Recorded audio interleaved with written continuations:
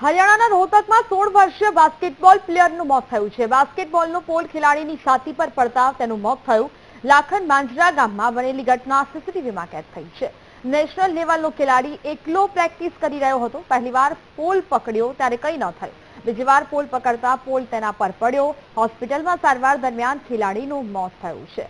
16 વર્ષીય ખેલાડીના મોતથી પરિવારમાં શોકનો માહોલ છે। તો પ્રેક્ટિસ દરમિયાન આ દુર્ઘટના ઘટી હોવાનું સામે આવી રહ્યું છે। આ ખેલાડી પર પોલ પડતા તેનું મૃત્યુ થયું છે। ખેલાડીનું ટૂંકી સારવાર બાદ મોત થયું। પહેલીવાર પોલ પકડ્યો ત્યારે કંઈ ન થયું અને બીજી વાર પોલ પકડતાની સાથે જ આ પોલ આ યુવક છે તેની છાતી પર પડ્યો હતો અને તેને કારણે તે ગંભીર રીતે ઇજાગ્રસ્ત થયો હતો, જે કે ટૂંકી સારવાર બાદ આ ખેલાડીનું મોત થયું છે। પોલ ખેલાડીની છાતી પર પડતા તેને ગંભીર ઇજાઓ પહોંચી હતી।